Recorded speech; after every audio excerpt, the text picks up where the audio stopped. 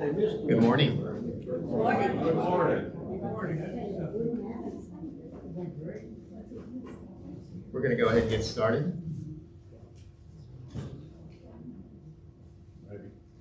Okay. So before I go through the agenda, I actually had to run down the hall real quick and get something off the copier. And when I was turning it around, all of a sudden my ankle gave out. I didn't know if I was going to make it back in. Does that ever happen to any of you all? I didn't think so. I didn't think so. It healed quickly, and I shook it off, and I made it back in. But I'm like, oh my goodness, what just happened? Yeah, I'm hearing that more frequently. I forgot something the other day, and somebody said, "Welcome to Tide Point." So, welcome to the February Town Hall meeting. My name is Michael Friedel. I'm your executive director here, and if I haven't had a chance to meet you, welcome. If this is your first Town Hall, welcome. To our folks that are watching from home, welcome to the Town Hall meeting. So today we got a really packed agenda, and I'm going to be partnering with Quentin Beasley, our Director of Maintenance, and he's going to be sharing some updates with us as well. So I'd like to weave in the directors from time to time so they can share a little bit about what's happening within their department and provide some updates for us. So today we're going to look at, first and foremost, the refurbishment update. So you've probably been walking around the clubhouse. You may not have been in and out or behind the curtains. So I'm going to give you a sneak peek if you haven't been, but I'm thinking that many of you may have taken a sneak peek. That's what I'm thinking. You might have peeked in there. So this might not be new news to you. And then we're gonna go over into the maintenance work order system, talk a little bit about that. I had provided an update to you all after the January meeting with Mike in terms of what the work order system flow is. We're going to provide some additional detail around that today. And then we're going to jump over to fire safety systems. We're going to talk a little bit about the cottages, the villas, the verandas, and our fire safety systems. And the reason I wanted to talk about that today is because we had a question come up about fire alarms. So we're going to talk a little bit about that. I'm going to share a brief dining update with you. And then we're going to go into some additional updates. I got a special guest coming in around 10:30, Mr. Fraser Jackson. And I'm going to bring Fraser up just for a couple minutes. You may have heard that Fraser's retiring. So his last day, even though he's going to work part-time with us just a little bit longer, full-time work is going to end at the end of this month. So we're going to bring Fraser up. So refurbishment. So many of you probably saw the concierge desk. That actually happened a lot quicker than we anticipated. I anticipated. Once they got moving with it, it actually happened pretty quick. That's your new front desk. And essentially they took the existing desk and put a laminate on top of it and freshened it up. And it blends pretty good with the existing colors. So there's a lot of debate about, should we put the door back on? Does the door go on? Does the door not go on? A lot of the concierge feel that it has a tendency to catch the back of their leg. So what we're probably going to do is just be able to prop that open during the day, and then in the evening we'll just let it shut. That just, I think, helps to deter traffic going back through there. And there's your club room. Yeah, there's your club room. So they've been doing the demolition. Actually, yesterday they were behind what is now the bar, relocating some of the plumbing lines. So you might have heard a lot of the cutting and noise and banging going on yesterday. So they're in there. So essentially, they've taken it down to the studs. That floor is going to come up as well. You can see the ceilings removed. So you're going to have a brand new club room, floor to ceiling. That's going to look really nice. And we'll keep you updated as it goes along. There's your private dining room. If you haven't had a chance to peek in there, we did take the cabinet that's against the wall there. It's been painted, so that cabinet will stay. The table will stay, but you're going to get a new flooring, ceiling, and then a brand new color palette in there, new chairs. The bottom section will stay, right, in the back? Yes, that's that section where all the wine is, that's going to stay. And there's your Sunset Lounge. So they got in there yesterday, started demolition. We thought that was gonna happen, start last week, and the update that I got is that they needed to get the plumbers, the electricians in there to make sure everything was marked appropriately. So when they did do the demolition, that there wasn't gonna be any hazards there. But they took, if you peeked in, all those cabinets are now down. I took that yesterday morning. By yesterday afternoon, they had this other tarp up, and then all those cabinets were taken down. So the Sunset and the club room are supposedly supposed to be updated in tandem. So it's not gonna be one after the other, that they should be working on those both at the same time. Okay, so I'm gonna jump over into our, what we call the TMA work order system. That's what we call it internally. And and I had shared these updates via a memo to the members. I think that went out early February or the end of January. And so there's a couple of things that I wanted to walk through with this process. So the TMA work order system essentially is a system that if you put a work order in through our application, and we have your email address, that should flow right into our system, and then once it's initiated, kick back to you a reply, an automated reply that the work order's been received. That's the way it's designed to work. And this system is available through Touchtown, our application, through the maintenance icon. So you can see I have the maintenance icon. If you go on the app, it says work order. But there's some unique things that I wanted to share about this, and that's why we're talking about it today. So if you submit that work order, an email is generated when the following occurs. After the initial request, you'll get an email that says the work order's been received. So essentially just acknowledging that you submitted something. And then the second step in the process would be once that work order is picked up by our maintenance techs, another email would go out indicating that the work order is in progress. Okay, so that's essentially the maintenance tech taking ownership of the work order. And then the next step is that when the work order is completed, you will get a final notice that the work order has been completed, and then if the technician or the maintenance tech adds notes into the system, you should see that come through the email as well. So the reason I wanted to talk about this today is in the letter that I sent out, once I reviewed that again with Quentin, it made it sound like everything's set up and ready to go. For the most part it is, but we don't have all the email addresses loaded into the system yet. So if I put a work order in today and my email is not loaded into the system, you're not going to get anything. So the maintenance team is actually working on that process right now and loading all those emails in. So for the most part, I believe that we have most members' emails.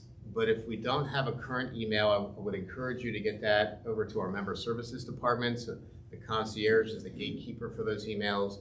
They'll get the database updated and get that over to our maintenance team to make sure that we have the correct email.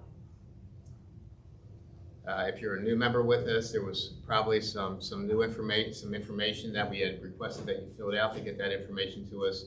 So I would just encourage you to get that over to us. So actually, Lewis isn't here with us now, but he was here a little bit earlier. They've made good progress with getting work orders in. So I just want to let you know that in the event you put something through our application today and we don't have your email in the system, in our system, it's not going to bounce back to you. So give us about 30 days to get everything updated. We'll provide another update to you via a memo once everything is fully loaded. And then if for some reason after we send that memo out that all your emails are fully loaded and you don't get a response, then we're going to suggest that you reach out to Teresa and say, hey, I put something in, but I haven't gotten a response back. Okay, so we're very close to getting that system fully up and running. I really appreciate, Quentin, you and your team jumping on that. And but this is really nice because I've been in other communities where we weren't as advanced as this, and I've actually heard from some members from time to time that it seems to be this deep hole in the maintenance department. And sometimes you put in a work order and then you don't hear anything back, or it's in there for a couple of weeks and geez, it'd be nice to get an update if you had to order parts. So this system ideally should take care of most of those concerns. So with that, I'm going to invite Quentin up, and he's going to share some updates about our fire safety system and how and what types of systems we have in the verandas, the cottages, and the villas. So come on up, Quentin, a little bit closer. How's everybody doing? Good. Okay. I just want to talk about what type of coverage we have here, the type of system we have here, pretty much the walls and the ratings and so forth in each of our property. So the cottages, we have 4 to 5 smoke detectors, depending on location and cottage square footage. The verandas, we have 2-hour fire walls between each unit, first level to roof, 4 to 5 smoke detectors, depending on location and veranda square footage. Dry fire sprinkler system, activation reports to the fire department. So with the verandas, meaning if any unit for some reason, say had a fire or anything, it will report to the fire department and they will be out here within 2 minutes. Okay? This cottage on another level is more independent, so they are not connected to the local authority cottages. Okay? Can this be done? I'm sorry? Can this be done? Well, you know, Also? that's something I can probably look into. I'm sure they probably have systems out there that can be tied in, but right now it's not, but I can definitely look into it. Okay. The villas, they are 2-hour firewalls between each unit, first floor level to ceiling in the first and second floors. Third floor is floor to roof. We have 90-minute rating entrance doors, 3 or 4 basic smoke detectors, depending on location and villa square footage. 8-inch concrete floors and ceiling between each unit. So with that being said, if we had a unit that had a fire in it, we have minimum 2 hours really before that was spread to another unit. So we're pretty safe at this property. The fire department, again, will be here within 2 hours. 2 hours, within 2 to 5 minutes, I'm sorry. All right, 2 hours, we in trouble. Okay, the villas, we have steel wall construction within the unit, dry fire sprinkler systems in the garage, and wet fire sprinkler system in each villa unit. So we are fully sprinkled. Yes, ma'am. What's a dry fire sprinkler system? It's so upon activation, depends on if you're upstairs or downstairs. It's a sprinkler system that's designed if we have a fire, like these sprinkler heads, these little sprinkler heads above. If it got so hot in here to where it's a little red glass that's in these sprinklers, once that melts during a fire, it then have water to just get dispersed. So that's what the sprinkler system are. So we have garage type and we have some that's ceiling type. So those will be the difference in the dry and the wet systems. But we are fully sprinkled, which is a good thing. It helps insurance because they want to be able to cover a unit that have sprinklers. In case anything happened, they know you got water here that would help out the fire. Okay. What are we supposed to do when the alarm goes off in the veranda? In the veranda? Yeah, sweeping, and I don't know what to do. Like, once it happened, I went up, got a ladder, went up myself. Oh, you mean inside your unit? Yes. Just call us. I mean, just call maintenance. Yeah, but it's going and going, and no one's coming for a while, might be at nighttime. Well, we have a new security company, our in-house security company. What we can do in the meantime, I can have them come up. You just let me know. I'll have them come up and at least minimum take the smoke detectors down. And then the first thing in the morning, we'll get them all new batteries or replace them if they need to be replaced. That's what I did. I pulled the whole one apart. Yeah. And I stopped it, and they said, well, you shouldn't have done that. I mean, oh, yeah. That's what you would do in the middle of the night, just to get some sleep, and we'll take care of it first thing in the morning. All right. Any other questions for any? Yes, ma'am. Why is there such a problem with the beeper in the 500 building hallway? It's always beeping. We got an issue with the system that sends out a trouble. So I gotta get the company back out here to replace, I believe it's saying, a heat detector. So they've been out, replaced it, and it keeps coming in back and forth, but I'm working on it, Mrs. Wendler, I promise. Yes, sir. So, with this thorough fire system that you described, does that obviate the need for fire drills or something? Oh, no, we still will have fire drills. I'm trying to schedule right now with the town of Hilton Head, and me and Michael and myself are gonna get with her, and we'll have her come out, and we do for drill. I haven't had one since COVID, and we've been doing one seems like every other year before COVID, so I'm due for one. And I'll have her come in here and speak just like I am now, and she can answer any questions you may have. All right? All right, thank you. Go ahead.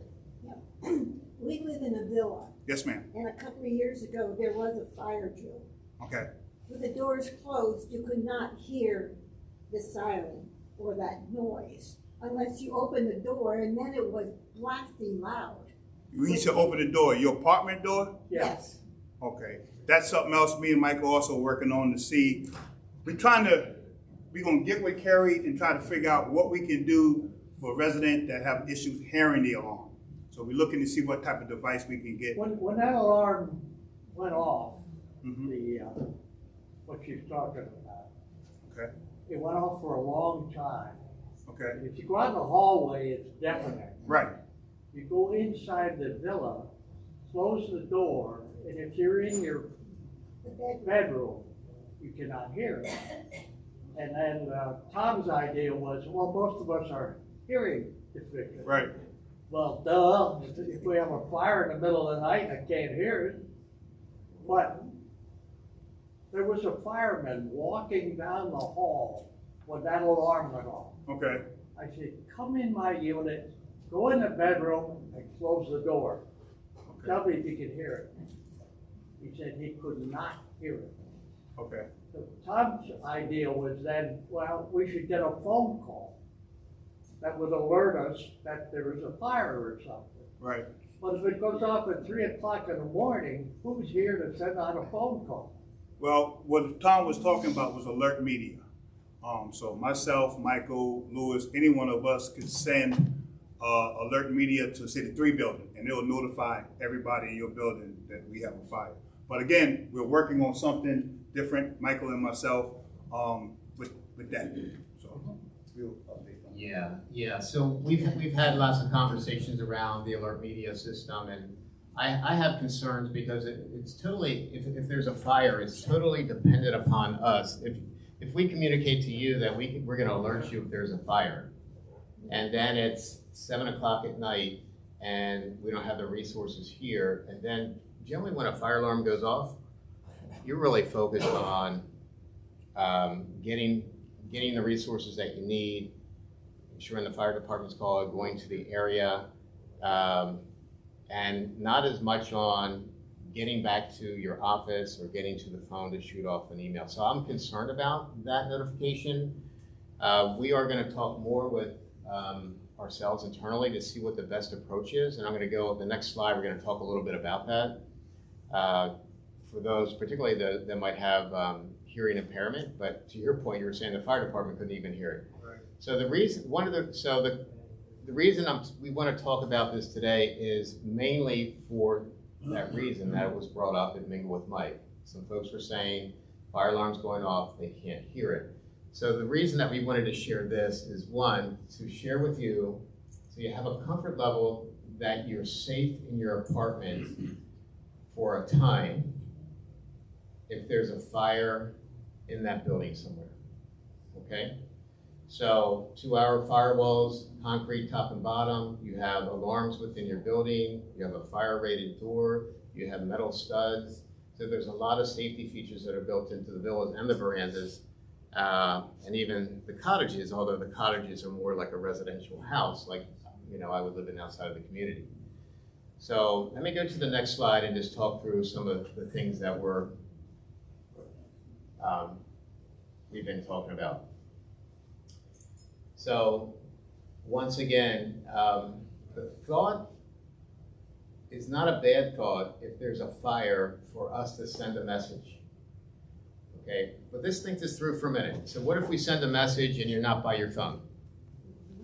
What if we send a message and your phone's dead or not charged? Or maybe you don't have a cell phone and it's your house phone, whatever. So there's risk there. There's risk in terms of us getting a message out quickly enough, particularly on off hours when you have limited resources.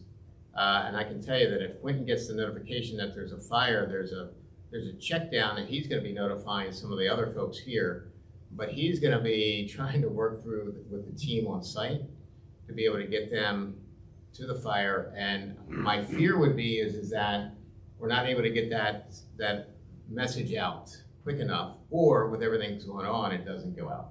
So that would be my concern. So that's why we're having additional conversation as to what is the best approach, and that's why we're inviting the local fire department in to talk about what is our best approach when these alarms going off, particularly given the circumstances in the building, where the alarm's in the hallway, not in your room. Yeah. So, yes. Just an idea. All of us have our green button hang device for emergency medical purpose or something. Can that be worked into that device? Because then everybody has it as soon as they smell something and, like to report a fire, they'll press that button and they have it also on their list and they know where to go and can that be done? Because everybody has that device. He talked about the The lifeline. the lifeline pendant. But I would say if you're in your apartment, What?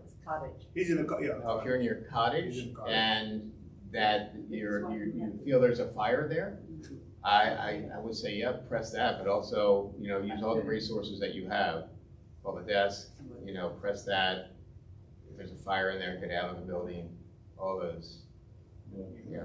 Michael, when somebody's asking, could you repeat what you all are discussing? Because Yeah. sitting back here, you don't always hear what Yeah. the question is and what you all are talking about.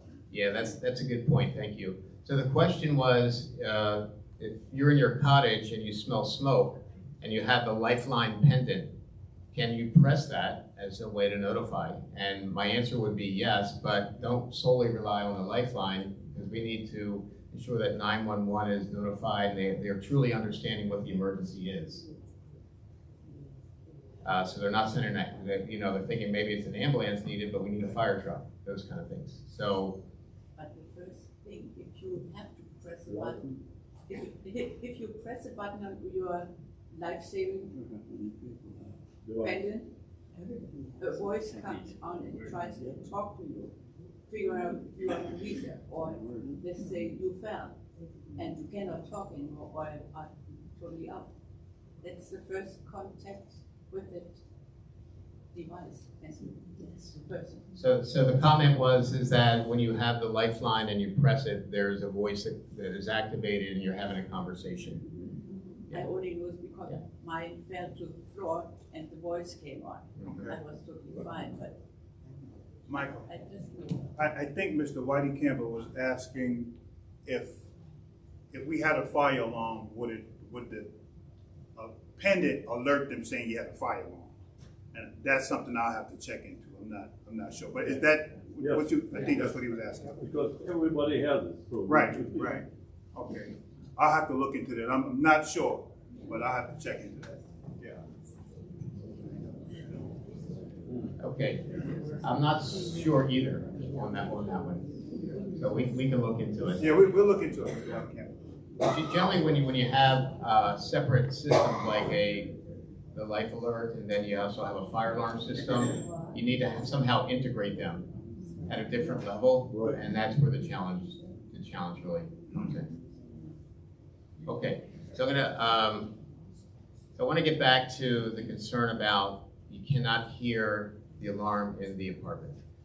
So I did a little bit of research here prior to getting into the town hall, and sat down with Quentin, sat down with Carrie to ask what we've done in the past. So in the past, we had a couple members that had similar challenges, that had concerns, and Carrie, they were able to contact member services, and member services got them some resources And I believe one of those was a vibrating pillow or something that alerted them if they were in bed that vibrated that there was a fire alarm. So that was one of the resources that was used. Another resource, and this hasn't been fully tried, although I put it on my phone, is a sound recognition feature on your iPhone or your Android phone. So you can go in and you can go through these checkdowns to tie in, to alert your phone if they hear what sounds like a fire alarm, that it will then trigger your phone to flash or vibrate. Once again, if you don't sleep with your phone nearby and something happens, that might not be the best approach.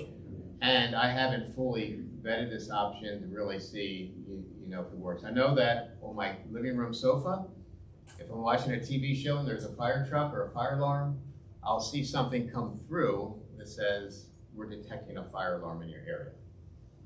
But I haven't tried it here at the community. But that's potentially an option. But once again, it's dependent upon having that cell phone nearby and charged and ready to go and set up properly. Quinton is reaching out to our local fire company that does work for our community to explore the strobe option. So the strobe option is alarm goes off in the hallway, and then strobes go off in the apartment. So now this option here, just to be honest, would require a lot of retrofitting. So if you remember back a couple slides, the villa, concrete top and bottom, fire rated walls, they're built like tanks, which is not a bad thing. So essentially what you would need to do is, if you use this option, you would have to identify who might need it, and if it's a quick fix, then that might be more feasible. But if it's the bigger community, you're talking about a massive amount of work to get that tied in and retrofitted for that type of operation. So that's why, but we're going to explore it, we're going to see. And there could be all kinds of things that pop up when you're going through a scenario like this. So if you start hooking all these strobe lights up into apartments, is there one in the bedroom? Is there one in the hallway? Is there one in the living room? How many per apartment? Can the current the lines that are on the fire system handle the amount of voltage? We need to start laying in all these transformers along the line and everything. So there's a lot to consider when you go down that route. But we'll still explore it. These are the three areas. So Quinton had mentioned that we've been talking quite a bit about fire alarms and what happens and how we notify. I think there's another component that we haven't talked about that I haven't put up here, and that is what happens when the alarm goes off. Fire alarm goes off, middle of the night, team silences it. It was whatever triggered it, wasn't a true fire, and then you're sitting in your apartment or your home wondering what happened. Is everything okay? What should I do? Can I go back to sleep? I'm not feeling really good about this. So we have been talking about an after the event follow-up alert media that would be similar to the one that I sent after the weather event earlier in, I guess it was late January, something like that, that all clear, the storms moved through. In this scenario, I would envision something during waking hours, 7, 8 to 11 p, that if there was an alarm that went off and it was all cleared by the fire department, we would get a notice out during that time via the alert media system, which would go to your cell phone. The 11 p to 7 a.m. hours still need to be worked through, but I've had success in the past with if the alarm goes off and there's no and it's cleared, and you don't hear anything in terms from the fire department or from us, then you can expect that it's all clear, and we would send a message out in the morning apologizing for that. The only reason I throw that out like that is that in the past I used to do the 11 p to 7 a, and some of the members and residents where I live is like, why do you got to wake me up at 2 a.m. to say there's no problem? Yeah, so once we did that a couple times, you know, I got the message. They said, if there's no problem, let me get back to bed. If there's a problem, let me know. So we'll talk more about that. You know, we're not gonna solve it all here right now, but I just wanted to share with you some of the things that we're talking about because fire safety and your safety is really, really important. Yes, sir. The villas, if I recall, the originally said we have 4 or 5 smoke alarms in all cottages. So the question was, About the future, or are we talking about the present? The present, We don't you don't what? have 4 or 5 in our cottage. Why you say that, Admiral?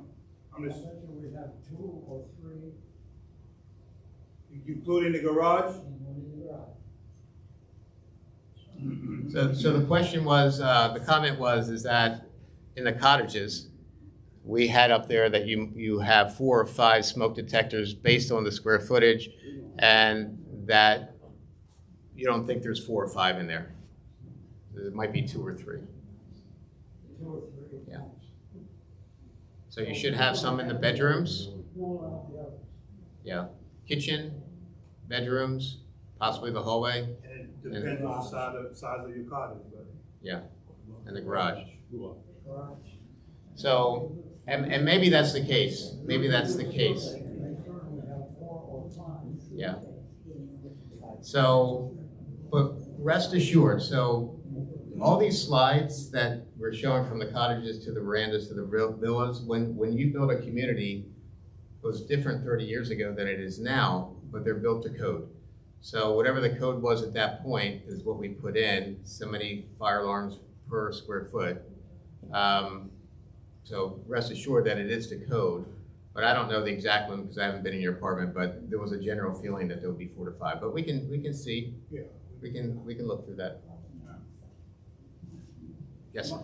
Michael, just confirm, the smoke alarms are not connected to an outside source, they just notify us. The cottage or where? Which way you talking? Right. Your indoor smoke alarm would not notify the fire department, your indoor, Right. but your sprinkler system will. Like if you have an actual, yeah, yes, sir.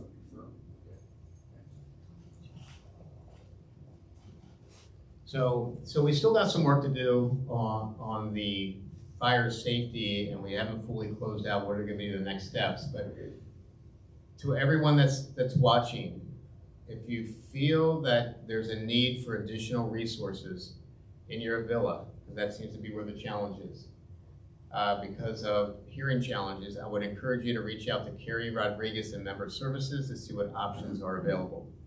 In the meantime, we are still gonna take a look at the sound recognition piece, because we gotta play that out a little bit. And I don't wanna give you a resource if it's truly not gonna work the right way. So there might be an app that you need to download on your phone. You might have to have a smart home. I don't know what's gonna be the best scenario for you all. But we're still gonna take a look at that option for you. And then we're also exploring the strobe lights. Okay? The big takeaway for me for you, I would hope that if you are in your villa, and if the smoke alarm goes out off,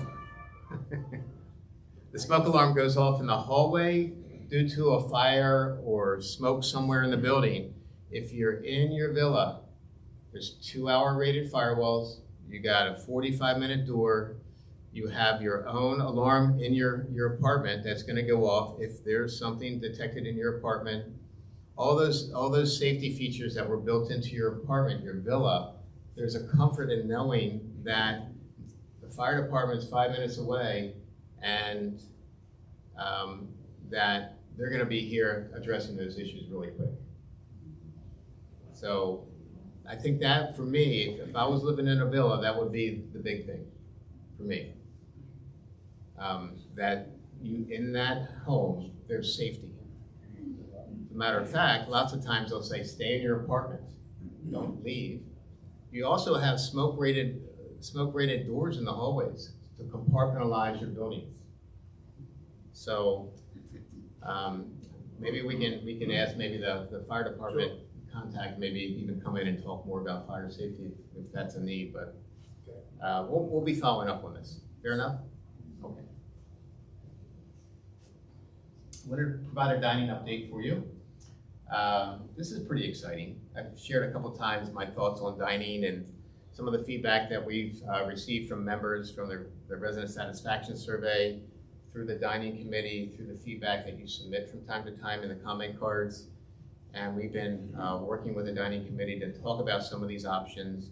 And we're gonna take some baby steps in a direction that I think you're gonna like. I guess we'll find out for sure.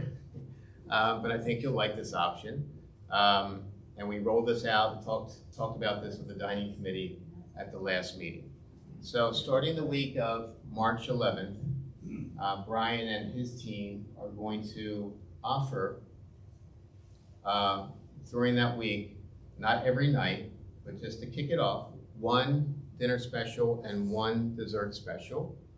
That's going to be offered in both dining rooms.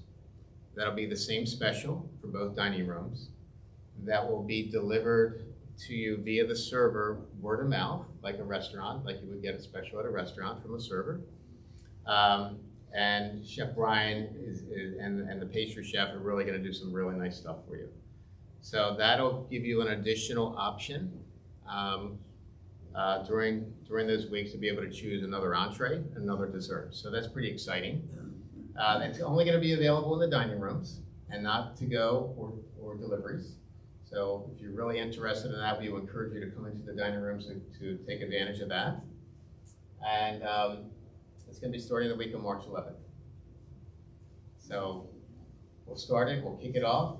We'll get some feedback from the committees, we'll get some feedback. You have the comment cards, they're available now. We even got pencils on the table for you now. And we'll take that feedback and we'll just continue to massage the dining program and continue to work towards delivering a high quality product. And the dining committee really, Mr. Christensen isn't with us today, but he said it best. We want a world-class dining experience here. So that's a great vision, right? It's a great vision to have, and it's a great vision for our team to strive for. Yes, ma'am. Will the special be on the printed sheets that we get each week, you know, that we pick up at the concierge desk to tell us what to expect for dinner and so forth? Because a lot of times we'll look it over and decide which nights we want to order, what dinners to pick up or to come to. But in this case, since we couldn't pick it up, it would be good to know what is available on a particular night so we know which dinners to come to. Yeah, so as we kick it off, we will not have that communicated at the desk. So Brian wanted to have some flexibility with what he's running versus trying to plan that out in advance. So I would just ask, let us get it kicked off and see how it goes with this aspect, and then we'll continue to make adjustments if we need to moving forward. So for you, it's going to be, I know it's like, what special do they have? I'd like to know before I go, but he needs to do it the other way at least to get it kicked off. The meals are always great anyway. Yeah, so, but that's a good question. Do we know what night? Not the first week. Tuesdays? Or Not the first week, we don't know. not the first week. So we're gonna be surprised. We will be. So we didn't want to jump all in on this, we just want to work it in. Okay, and just take some steps towards this, slowly move it forward. It's a big jump for Brian and the culinary team. It's a big jump for the servers, right? So, but the goal would be to give you a world-class experience and an experience similar to what you would get in a restaurant. Server comes up, greets you, shares, good evening. This evening, the chef's prepared a great entree for you. Let me tell you a little bit about it and go through that process with you. And so we're excited about it. I know the culinary and the dining team are excited about it. I believe the committee's really excited about it as well. So we're going to move forward slowly. Quick update on the Gatehouse. Have you had a chance to meet Al? Yes. Al at the Gatehouse. Al's one of our new Gatehouse attendants, got a lot of energy. He's got a lot of energy. I love him. Yeah. Yeah. So he was training one of our newer gatehouse attendants down there this morning, who's actually going to be working the night shift. So we're slowly building our staffing up. We thought our supervisor was going to be here by now, but it's a couple more weeks away before he gets here. But once he gets here, that'll really stabilize the team. We're excited about the program. I know they're not in full uniform yet. We got them ordered. They will be soon. But I think we're really headed in the right direction here.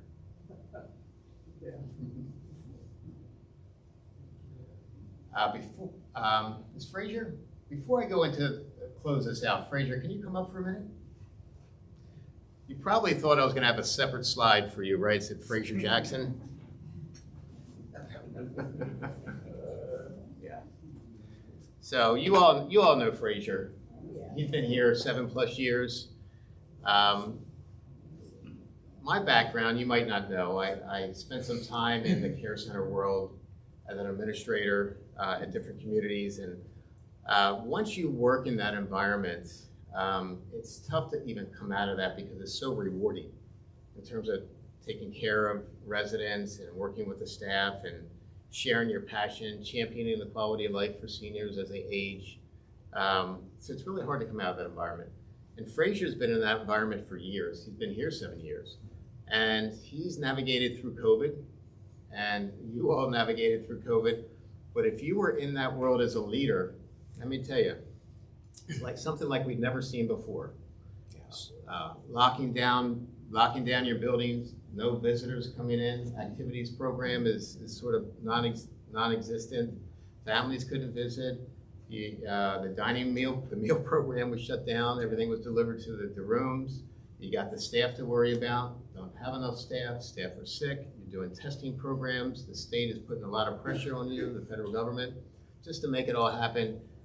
What the main thing is keeping you all safe, because that's really what it was about. I mean, essentially, your team and you as a leader were doing your best to save lives. Yes. Right. So I appreciate that, and that's a big commitment.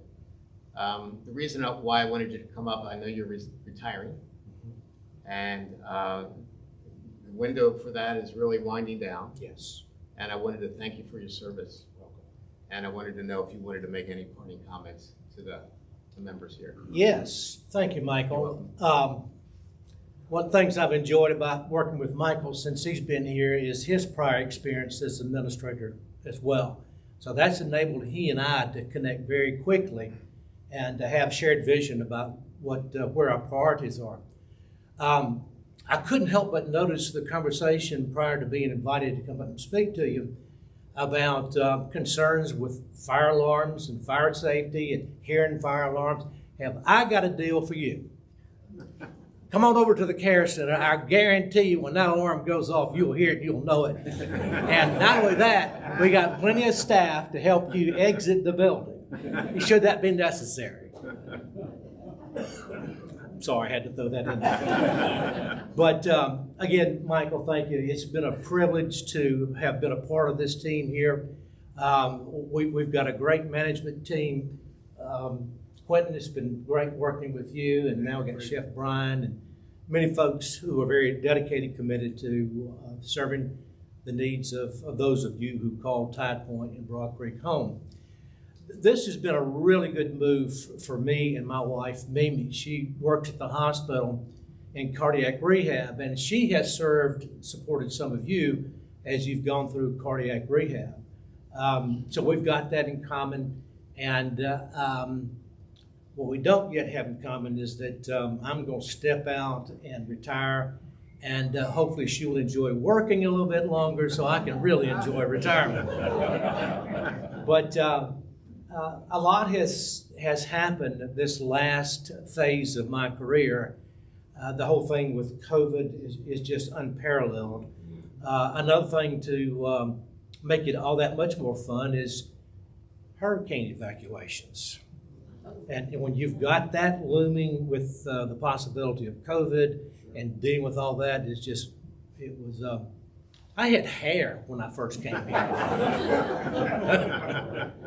But that certainly has added to the complexity of it, and but also looking back has made it all that much more rewarding. And knowing and protecting, we're doing all we can and doing it very well for the safety and well-being of those of you who call Tide Point and Broad Creek home.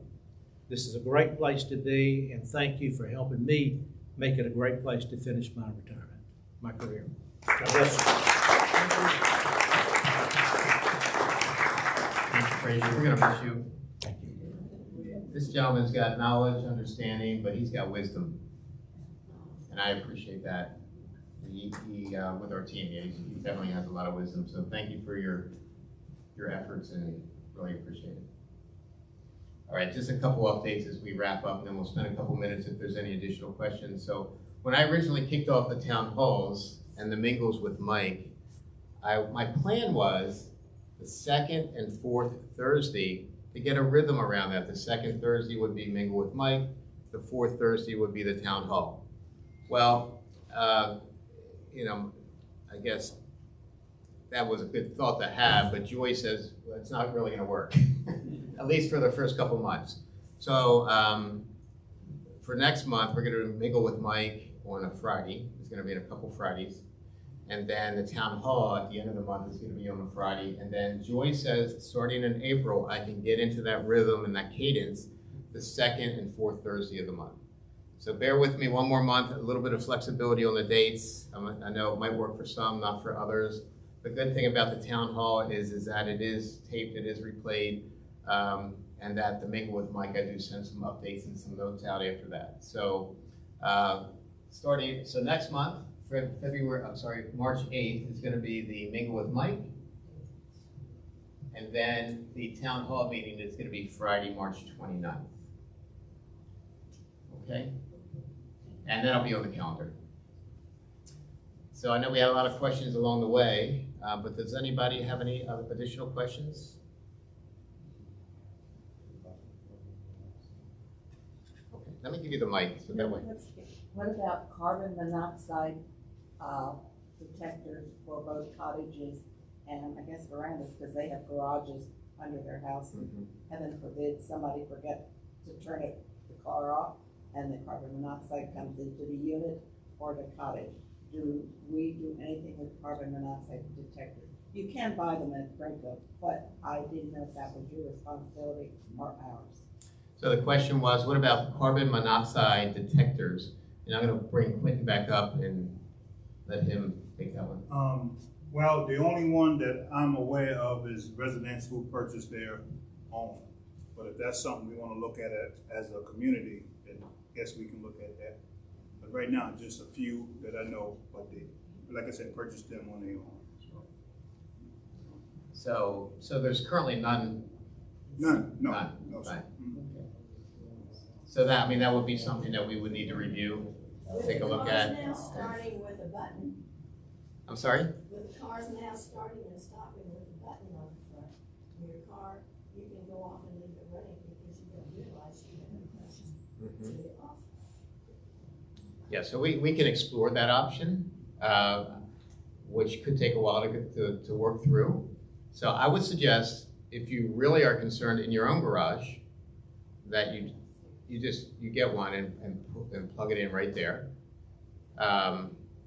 until we can really work this through. Because I be honest with you, we need to take a look, we need to explore this whole opportunity. Okay? So I'm just suggesting that if there's an immediate concern, you can get one at the local store until we can figure out a bigger solution. $20. Yeah, they're not expensive. And if there is gonna be a bigger solution, so. Yeah, I mean, I had one in my garage, and then I also think I had a gas, well, I had it in my basement because I had an oil-fired furnace and all that kind of stuff, but didn't have one in my garage, but that would be my suggestion, short term, until we can figure this out. Okay, any other? Quentin, can you hand that microphone? I did not see the morning paper, no. another alligator on top of my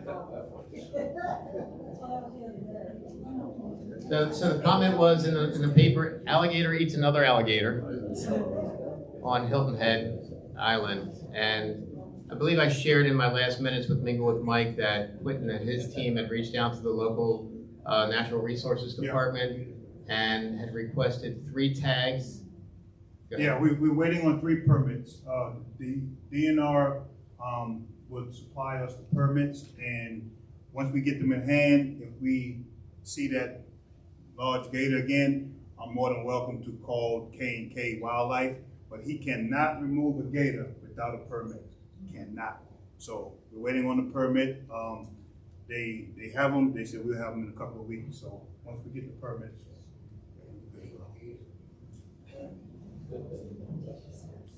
I got one more question in the back here. The question is how many exits from all our outhouses, how many exits should we have for fire or any other emergency? Some have 1, some have steps that come down from the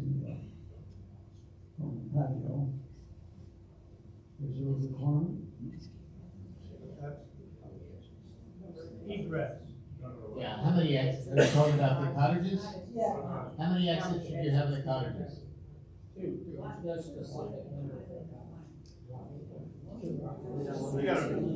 You have a front door, a back door. Who don't have a back door? We have a back door, but it goes onto a deck that doesn't have any exit.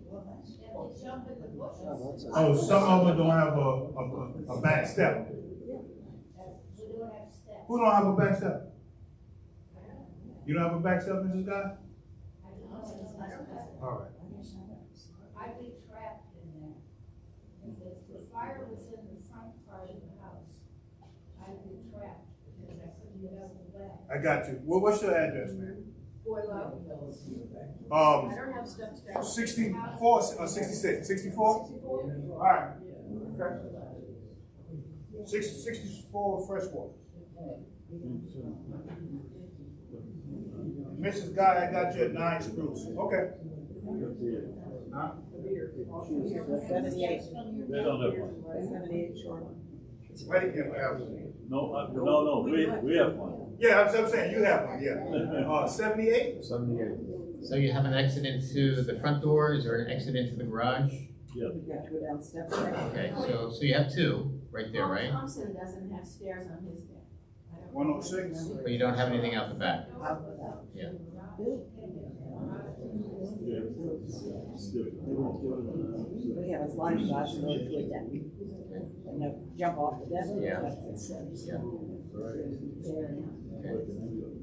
Right, well, Quentin's gathering this, and I guess Yeah, I got the address. we'll have to We'll look at that. provide some options. Okay.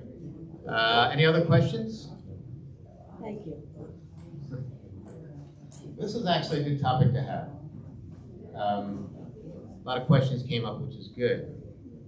A lot of the things that we don't necessarily talk about every day. So I appreciate your feedback on this. So we'll continue to take a look at those options for the apartments. We'll explore some of these other options that were mentioned today, and then we'll get some additional communication back to you. Okay? All right, thank you so much.